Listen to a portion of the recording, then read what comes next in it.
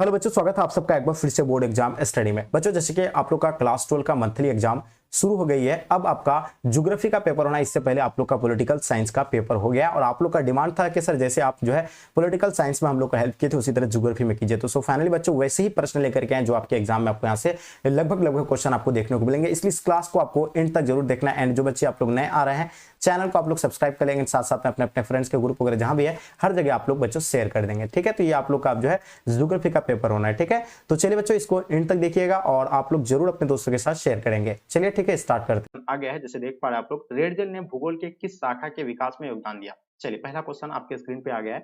तो हम लोग जानते हैं कि देखिए रेडजल ने जो है भूगोल के किस इसमें योगदान दिया था। तो हम लोग जानते हैं वो जो है मानव भूगोल में जो अपना योगदान दिया था। ठीक है, जिसको मानव भूगोल का जनक भी बाद में कहा गया। ठीक है, तो इसका आंसर आप लोग का प्यारे बच्चों राइट आंसर हो जाएंगे। ठीक है, नेक्स्ट क्वेश्चन की ओर चलते हैं। क्वेश्चन नंबर दूसरा आपके स्क्रीन पे, निश्चयवाद की धारणा के अनुसार कौन सा घटक जो है महत्वपूर्ण है। देखिए निश्चयवाद की अवधारणा के अनुसार अगर देखा जाए तो महत्वपूर्ण के घटक की अगर बात किया जाए प्यारे बच्चों, तो इसका आंसर आप लोग का क्या हो जाएगा, प्रकृति जो है इसका क्या महत्वपूर्ण घटक होगा, किसके अनुसार, निश्चयवाद के अनुसार। ठीक है, तो इसका आंसर आप लोग का ऑप्शन डी राइट आंसर हो जाएंगे। वहीं बात करते हैं तीसरा नंबर क्वेश्चन, भूगोल की कौन सी शाखा प्रकृति और सामाजिक पर्यावरण के सह संबंधों का अध्ययन है। तो प्यारे बच्चों आपको पता होना चाहिए भूगोल के कौन सी शाखा प्रकृति और सामाजिक पर्यावरण के सह संबंधों का अध्ययन है। तो हम लोग जानते हैं इसका आंसर आप लोग का क्या हो जाएगा, तो ये जो होगा आपका मानव भूगोल हो जाएगा, यानी ऑप्शन आप लोग का ए प्यारे बच्चों राइट आंसर हो जाएंगे। नवनिश्चयवाद की धारणा किसने दिया था। देखिए नवनिश्चयवाद की धारणा देने वाले जो थे कौन थे, ग्रिफिथ टेलर थे। या आपको कहीं यही आपका जो है बिल्कुल इसी तरह का आप लोग एबीसीडी करके उतार लीजिएगा। ठीक है, यही आपका पेपर है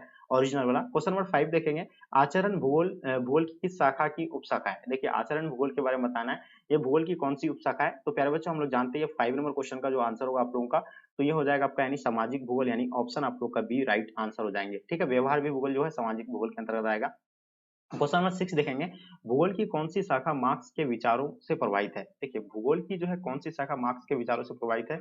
तो हम लोग जानते हैं प्यारे बच्चों ये जो आंसर की अगर बात किया जाए तो ये मानववाद भूगोल, इसका आंसर आप लोग का परफेक्ट आंसर हो जाएंगे। ओके, चलिए क्वेश्चन नंबर 7 देखिएगा आपके स्क्रीन पे, भूगोल में गणितीय तकनीकों के प्रयोग को क्या कहते हैं। देखिए भूगोल में जो है गणितीय तकनीक को क्या कहते हैं, इसके बारे में आप लोग को बताना है। तो हम लोग जानते हैं उसको जो है मात्रात्मक क्रांति कहा जाता है और इसका आंसर आप लोग का मात्रात्मक क्रांति राइट आंसर हो जाएंगे। ओके, चलिए वहीं बात करते हैं क्वेश्चन नंबर 8 आपके स्क्रीन पे, विश्व का सबसे अधिक जनसंख्या वाला देश कौन सा है। तो प्यारे बच्चों आपको पता होना चाहिए विश्व का सबसे अधिक जनसंख्या वाला देश की अगर बात किया जाए तो आप लोगों को पता होगा भारत, अपना भारत जो है विश्व का सबसे बड़ा जो है क्या जनसंख्या वाला देश है। और एक चीज और भी आप लोगों को बता दें कि पहले चीन था लेकिन अभी जो 1 नंबर पे था भारत आ गया। ठीक है, वहीं बात करते हैं 9 नंबर क्वेश्चन, किसी स्थान की कुल जनसंख्या तथा कुल क्षेत्र के अनुपात को क्या कहते हैं। बताइए किसी स्थान की कुल जनसंख्या तथा कुल क्षेत्रफल के अनुपात को जो कहा जाता है उसका जनसंख्या घनत्व कहा जाता है और इसका आंसर प्यारे बच्चों ऑप्शन सी आप लोग का राइट आंसर हो जाएंगे। 10 नंबर क्वेश्चन, निम्न में से किन क्षेत्रों में जनसंख्या घनत्व कम पाया जाता है। देखिए आप लोग जानते हैं कि जहां उच्च ताप होगा वहां जनसंख्या नहीं पाया जाएगा, बिल्कुल भी नहीं पाया जाएगा। मरुभूमि में बिल्कुल भी लोग नहीं रहना पसंद करेंगे। ठीक है,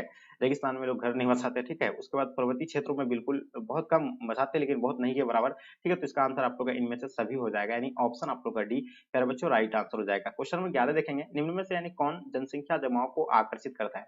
देखिए जनसंख्या जमाव जो है आकर्षित करने वाला कारक कौन सा है, बेरोजगारी से जनसंख्या जमा नहीं हो सकता है।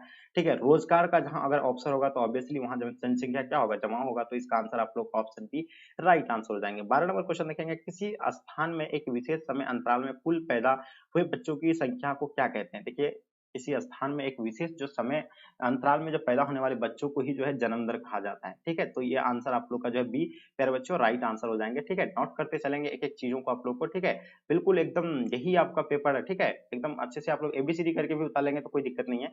13 नंबर क्वेश्चन देखेंगे, किसी नए स्थान में जाकर बसने वाली जनसंख्या को क्या कहते हैं। देखिए किसी नए स्थान में जाकर बसने वाली जनसंख्या को हम लोग क्या कहते हैं, तो उसको अप्रवासी कहेंगे। ठीक है, तो इसका आंसर आप लोग का प्यारे बच्चों राइट आंसर हो जाएंगे। ओके, चलिए क्वेश्चन नंबर 14 देखेंगे, निम्न में से कौन से कारक मृत्यु में गिरावट के लिए उत्तरदायी है। देखिए मृत्यु दर को जो गिरावट करता है, पहली बात महामारी पर नियंत्रण। ठीक है, अगर महामारी पर नियंत्रण कर लेगा तो मृत्यु दर क्या होगा, निम्न हो जाएगा। संक्रमण एवं रोग पर नियंत्रण, अगर रोग पर यानी बीमारी पर नियंत्रण कर लेगा तो ये दोनों जो होगा क्या होगा, यानी कम हो जाएगा। तो इसका आंसर आपको क्या हो जाएगा, सी जो है प्यारे बच्चों राइट आंसर हो जाएंगे। ओके, क्वेश्चन नंबर 15 देखेंगे, जनसंख्या संक्रमण सिद्धांत के किस अवस्था में जन्म तथा मृत्यु दर दोनों ही उच्च होती है। तो बताइए प्रथम या द्वितीय या आपका तृतीय या चतुर्थ। हम लोग जानते हैं प्रथम अवस्था में जो है जन्म दर भी उच्च होता है और मृत्यु दर भी जो है क्या होता है, उच्च होते हैं। तो इसका आंसर आप लोग का ए राइट आंसर हो जाएंगे। क्वेश्चन नंबर 16 देखेंगे, भारतीय जनगणना किस वर्ष यानी किस वर्ष के अंतराल में होता है। देखिए कितने वर्ष के अंतराल में होता है, हम लोग जानते हैं जनसंख्या जो है 10 वर्ष के अंतराल पे होता है और इसका आंसर आप लोग का बी प्यारे बच्चों राइट आंसर हो जाएंगे। तो बच्चा वाला सवाल है, सब तो पूछा गया है। 17 नंबर क्वेश्चन, 2011 की जनगणना के अनुसार भारत का कौन सा राज्य सबसे अधिक जनसंख्या वाला है?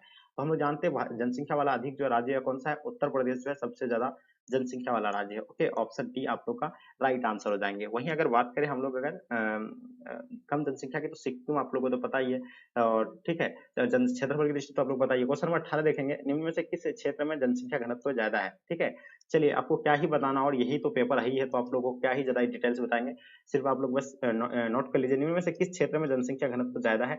तो आपको याद रखिएगा, पर्वतीय क्षेत्र में बिल्कुल नहीं, मरुस्थलीय क्षेत्र में बिल्कुल नहीं, दलदल क्षेत्र में भी नहीं होगा, डेल्टा वाला क्षेत्र में, यानी ऑप्शन आप लोग का भी राइट आंसर हो जाएंगे। निम्न में से कौन सा शहर महाराष्ट्र की राजधानी है? तो देखिए महाराष्ट्र की राजधानी हम लोग जानते हैं मुंबई जो है महाराष्ट्र की राजधानी है। ठीक है, तो इसका आंसर आप लोग का सी प्यारे बच्चों राइट आंसर हो जाएंगे। ओके, चलिए क्वेश्चन देखेंगे आपके स्क्रीन पे, 20 नंबर सवाल जो आपके समक्ष आपके स्क्रीन पे आ गया। बताइए 2011 की जनगणना के अनुसार भारत का जो है जनसंख्या जो है घनत्व कितना है? तो हम लोग जानते हैं 382 व्यक्ति प्रति वर्ग किलोमीटर में निवास करता है, तो इसका आंसर आपको 382 व्यक्ति प्रति किलोमीटर यानी राइट आंसर होगा। 21 नंबर क्वेश्चन देखेंगे, निम्न में से कौन सा जनसंख्या वृद्धि का एक घटक है? तो हम लोग याद करते हैं जनसंख्या वृद्धि के अगर घटक की बात किया जाए तो जन्म दर भी होगा, मृत्यु दर भी होंगे, प्रवास भी होंगे, इनमें से सभी। तो प्यारे बच्चों इसका आंसर आप लोग का ऑप्शन डी राइट आंसर हो जाएंगे। वहीं बात करते हैं 22 नंबर क्वेश्चन, निम्न में से किस अवधि में भारत में जन्म तथा मृत्यु दर दोनों अधिक है? तो याद रखिएगा ये 1951 से लेकर 21 का 81 का अवधि जो है सबसे ज्यादा माना जाता है। ठीक है, इसका आंसर आप लोग का सी राइट आंसर हो जाएंगे। देखिए सबसे 1981 में ही माना जाता है, लेकिन यहाँ आपका दिया हुआ 51 से तो मानना ही पड़ेगा।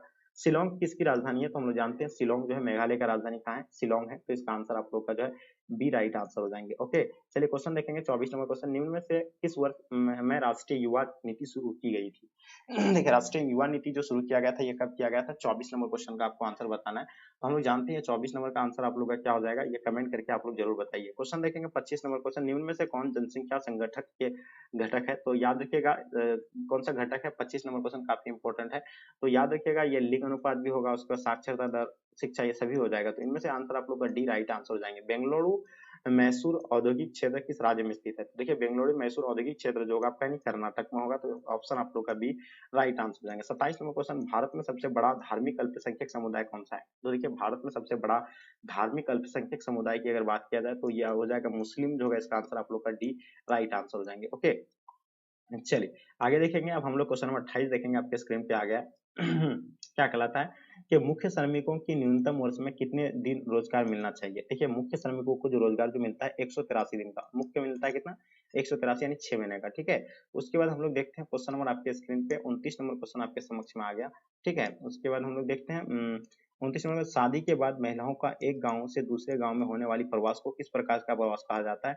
देखिए उसको जो है आंतरिक प्रवास भी कहेंगे, हम लोग क्या कहेंगे उसको, आंतरिक प्रवास कहेंगे, ग्रामीण से ग्रामीण प्रवास भी कहेंगे, अस्थायी प्रवास भी कहेंगे। तो इसका आंसर आप लोग का ऑप्शन डी राइट आंसर हो जाएंगे। ठीक है, अब हम लोग बात करते हैं लास्ट और अंतिम क्वेश्चन, जो आपका पेपर का लास्ट क्वेश्चन, आप लोगों को पता है कि 30 प्रश्न जो है पूछे जाते हैं। ठीक है, हुगली नदी के सहारे कौन सा उद्योग विकसित है? कपास बिल्कुल नहीं, क्योंकि कपास तो है ही नहीं, उससे तांबा भी नहीं होगा ये। तो जूट के लिए बिल्कुल ये आंसर आप लोग का जो है बी प्यारे बच्चों राइट आंसर हो जाएंगे। तो डियर ये जो था आपका यानी ओरिजिनल पेपर था जो आपको हम अभी सॉल्व करवा दिए हैं। तो प्लीज आप लोग अपने अपने फ्रेंड्स के ग्रुप वगैरह जहां भी है हर जगह आप लोग शेयर करें, ताकि आपके दोस्त लोग को भी जो है ये हेल्प होंगे, क्योंकि यही आपका पेपर है ओरिजिनल वाला। ठीक है, अब हम जो है इसका नेक्स्ट वाला क्लास में हम आपको सब्जेक्टिव वाला भी प्रश्न जो है करवा देंगे, इसका सब्जेक्टिव प्रश्न क्या है आपको वो भी करवा देंगे। ठीक है, तो ये था आपका यानी ऑब्जेक्टिव वाला जो हम क्लियर करवा दिए। तो प्लीज आप लोग जो है एक एक चीज करके एबीसीडी करके जो इसको नोट कर लीजिएगा। एक नंबर देकर के एक आंसर है बी, मतलब एक का बी है तो एक का बी उतार लीजिएगा, दो का डी है तो दो का डी उतार लीजिएगा, यानी इस तरह उतार करके पेपर में लेके जाइए, एकदम बिल्कुल छाप दीजिए, यही आपका हूबहू पेपर है, बस आपको निश्चिंत रहना है। तो मेरे डियर बस आपसे मेरी थोड़ी छोटी सी रिक्वेस्ट है कि प्लीज आप लोग अपने अपने फ्रेंड्स के ग्रुप वगैरह जहां भी है हर जगह शेयर कर दे, ताकि आपके दोस्त लोग जो है क्लास में जुड़ पाएंगे। तो डियर उम्मीद करता हूँ कि ये क्लास आप लोगों को पसंद आया है।